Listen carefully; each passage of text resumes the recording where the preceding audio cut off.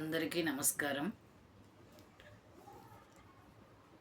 ఈరోజు గుణింతములు, గుర్తులు, అలాగే కొన్ని ఒత్తులు వీటి గురించి చర్చించుకుందాము. ముఖ్యంగా గుణింతాలు, గుర్తులు. హల్లుల మీద అచ్చులు చేరితే గుణింతాలు ఏర్పడతాయి. హల్లుల మీద అచ్చులు చేరితే గుణింతాలు ఏర్పడతాయి. అయితే హల్లుల మీద చేరే అచ్చులు గుర్తులుగా మారుతాయి. ఒక్కొక్క గుర్తుకు ఒక్కొక్క పేరు ఉంటుంది. ఈ క్రింది పట్టికలోని గుర్తులను చూడండి. ఆల్రెడీ ముందు క్లాసులలో మనము తెలుగు వర్ణమాలలో అచ్చులు, హల్లులు, ఉభయాక్షరాలు, వాటి యొక్క అలాగే అచ్చుల విభాగములు, హల్లుల విభాగములు, వర్గాక్షరాలు ఇవన్నీ కూడా మనం నేర్చేసుకున్నాము. అయితే ముందుగా మనము అచ్చులు 16, హల్లులు 36, మొత్తం ఉభయాక్షరములు 3, మొత్తము తెలుగు వర్ణమాలలో అక్షరాలు 56 అని చెప్పుకున్నాం. కాబట్టి అచ్చుల సహాయంతోనే మిగతా పదాలు రాయడానికి అవకాశం ఉంటుందని చెప్పామంటే అచ్చుల సహాయం లేకుండా మనము ఏ అక్షరాలు పదాలు రాయలేమన్నట్టు. సో ఇక్కడ మనం గుణింతాలు, గుర్తులు నేర్చుకుందాం ఈరోజు. తెలుగు అక్షరమాలలో అచ్చులు, హల్లులు, ఉభయాక్షరాలు అయిపోయినవి. ఈరోజు గుణింతాలు, గుర్తులు. అయితే గుణింతాల గుర్తులను ఎలా మనం గుర్తిస్తామో, వాటిని ఎలా రాస్తాము అనేది అయితే హల్లుల మీద అచ్చులు చేరితే గుణింతాలు ఏర్పడతాయి. హల్లులు కా నుండి బండిరా వరకు, అచ్చులు ఆ నుండి అమ్మహ వరకు ఉన్నటువంటి అక్షరాలను మనము అచ్చులు, హల్లులు అని చెప్పుకుంటాం. అయితే ఇక్కడ ఏం చెప్పాడు? హల్లుల మీద అచ్చులు చేరినట్లయితే వాటినే గుణింతములు అంటాం. ఏమన్నాము? హల్లుల మీద అచ్చులు చేరితే గుణింతాలు ఏర్పడతాయి. అయితే హల్లుల మీద చేరే అచ్చులు గుర్తులుగా మారుతాయి. హల్లుల మీద చేరేటువంటి ఆ అచ్చుల యొక్క అచ్చులు గుర్తులుగా మారుతాయి. ఏమన్నాడు ఇక్కడ? ఒక్కొక్క గుర్తుకు కూడా ఒక్కొక్క పేరు ఉంటుంది. ఇక్కడ ఒక పట్టికలు ఇచ్చాడు మనకి, గుణింతపు గుర్తులు. మనకు ఒక పట్టికలు ఇచ్చారు. ఇవి బోర్డు యూజ్ చేసి బోర్డు మీద రాస్తూ ఎక్స్ప్లెయిన్ చేస్తే చాలా బాగుంటుంది, కానీ అది ఫెసిలిటీ కొంచెం టైం పడుతుంది. కరెక్ట్ ఫెసిలిటీస్ లేకుండా నేను ఓరల్గా చెప్తున్నానండి, అర్థం చేసుకోవడానికి ప్రయత్నించండి. హల్లుల మీద అచ్చులు చేరితే గుణింతములు ఏర్పడతాయని తెలుసుకున్నాం. హల్లులు ఏంటి? కా నుండి బండిరా వరకు ఉన్నటువంటి అక్షరాలని హల్లులు అంటాం. మరి ఆ హల్లుల మీద ఏమి చేరాలి? అచ్చులేంటి? ఆ నుండి అమ్మహ వరకు ఉన్నటువంటి అక్షరాలని మనం అచ్చులు అంటాం. అయితే హల్లు అక్షరాల మీద అక్షరాలు చేరినట్లయితే అప్పుడు అచ్చుల గుర్తులుగా మారుతాయి. కొన్ని గుర్తులుగా మారుతాయి. వాటికి కొన్ని పేర్లు ఉంటాయి అన్నట్టు. ఒక్కొక్క గుర్తుకి ఒక్కో రకమైన పేరు అనేది ఉంటుంది.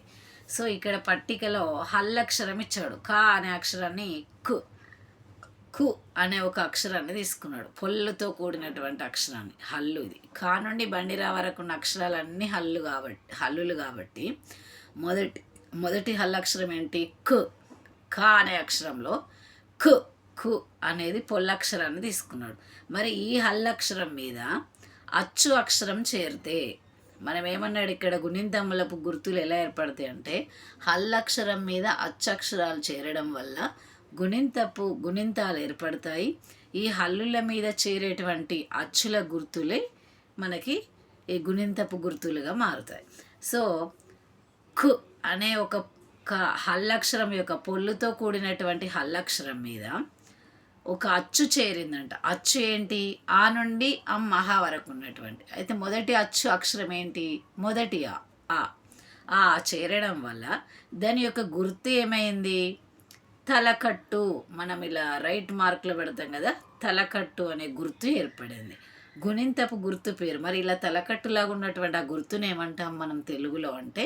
ప్రతి ఒక్క గుర్తు ఏర్పడుతుంది కదా, హల్లక్షరం మీద అక్షరం అనేది చేరినట్లయితే ఒక్కో గుర్తు ఏర్పడుతుంది. ఆ గుర్తుకి ఒక పేరు ఉంటుంది. ఆ గుణింతపు గుర్తు పేరు ఏంటంటే తలకట్టు.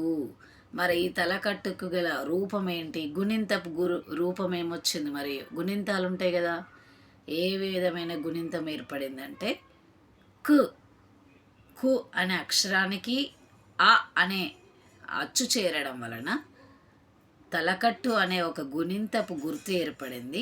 ఆ తర్వాత ఖా అనే అక్షరము ఏర్పడింది. ఇక్కడ గుణింతపు ఖా అనేది ఏర్పడింది. సో ఇక్కడ ఏం చెప్పబడుతుందంటే హల్లు అక్షరాల మీద అచ్చక్షరాలు చేరడం వలన, హల్ అక్షరం మీద అచ్చక్షరం చేరడం వలన మనకి కొన్ని గుర్తులు ఏర్పడతాయి. ఆ గుర్తులనే మనము గుణింతపు గుర్తులు అంటాం. అలాగే గుణింతాలు ఏర్పడతాయి.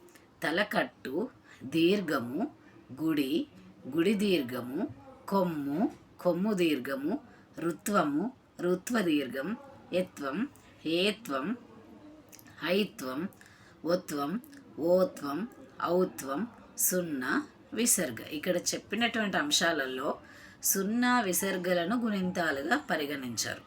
మనకి హల్లు అక్షరాల మీద, హల్లు అనే అక్షరాల మీద ఆ నుండి అమ్మహ వరకు ఉన్నటువంటి అక్షరాలు వరుస క్రమంలో మనం ఉపయోగించినట్లయితే మనకి గుర్తులు అనేటివి గుణింతపు గుర్తులు ఏర్పడతాయి. ఆ గుణింతపు గుర్తులే తలకట్టు, దీర్ఘం, గుడి, గుడి దీర్ఘం, కొమ్ము, కొమ్ము దీర్ఘం, రుత్వం, రుత్వ దీర్ఘం, యత్వం, ఏత్వం, ఏత్వ దీర్ఘం, ఐత్వం, ఓత్వం, ఔత్వం, సున్నా, విసర్గ. ఇలా మనము గుణింతములు రాసేటప్పుడు రాయడం అనేది జరుగుతుంది.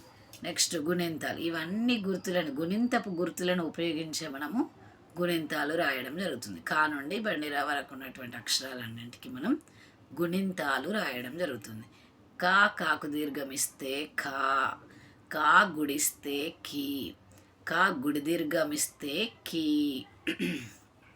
కా కొమ్మిస్తే కు, కా కొమ్ము దీర్ఘమిస్తే కు, కా కృత్వమిస్తే క్రు, కా కృత్వం దీర్ఘమిస్తే క్రూ, కా కేత్వమిస్తే కే, కా కేతు దీర్ఘమిస్తే కే, కా కైత్వమిస్తే కై, కా కోత్వమిస్తే కో, కా కోత్వ దీర్ఘమిస్తే కో, కా కౌత్వమిస్తే కౌ, కాకు సున్నా పెడితే కం, కాకు 2 సున్నాలు పెడితే కహా.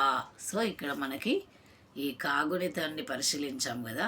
అదేవిధంగా మిగతా హల్ అక్షరాలతో కూడినటువంటి కా నుండి బండిరా వరకు ఉన్న అక్షరాలన్నిటికీ మనం హల్లులకి గుణింతాలు రాయడం జరుగుతుంది.